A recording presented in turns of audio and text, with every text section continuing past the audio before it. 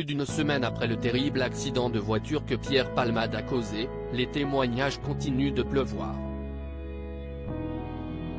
Dans l'émission 7 à 8, diffusée ce dimanche 19 février sur TF1, les voisins du comédien ont évoqué son comportement discret. Plus d'une semaine après le grave accident de la route dans lequel Pierre Palmade est impliqué, l'enquête continue de faire toute la lumière sur cette tragédie.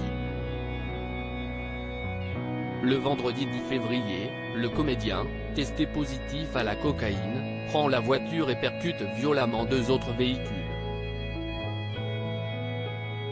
Si l'octogénaire présent dans l'une des voitures saines sort presque indemne, la seconde, qui abritait une femme enceinte de presque 7 mois ainsi qu'un père et son fils de 6 ans, subit un choc extrêmement violent. Lors de cet événement tragique, la jeune femme a perdu son bébé, tandis que le petit garçon a été défiguré, subi un traumatisme crânien ainsi que plusieurs opérations chirurgicales, tout comme son papa.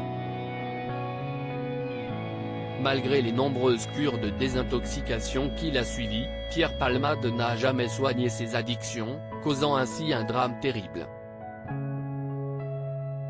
En attendant la fin de l'enquête, qui révèle chaque jour des détails glauques de cette affaire, l'humoriste est placé sous contrôle judiciaire avec bracelet électronique à l'hôpital. Mais sa situation pourrait bientôt s'aggraver puisque le comédien est désormais aussi visé par une enquête pour détention d'images pédopornographiques. Il ne sortait pas beaucoup si ses addictions étaient connues depuis longtemps, rien ne laissait présager un côté aussi sombre chez Pierre Palmade.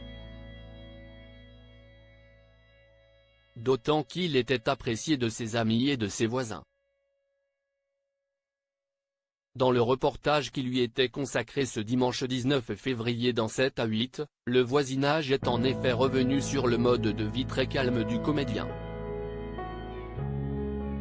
En 2017, après une énième cure de désintoxication, l'acolyte de Michel Larocque achète un corps de Fermacelli, un village de 1200 habitants situé en Seine-et-Marne, où il mène une existence tout à fait paisible. Au micro de TF1, l'un des voisins se souvient, « Je me suis dit que peut-être un jour je vais entendre une fête, mais jamais rien. » C'était quelqu'un de discret. Quant au maçon qui a effectué des travaux chez lui, il assure que Pierre Palmade vivait presque comme un ermite, il ne sortait pas beaucoup, il était toujours chez lui. Il allait parfois à Carrefour ou Truffaut acheter des plantes mais il ne sortait pas beaucoup. Comme quoi les apparences sont souvent trompeuses.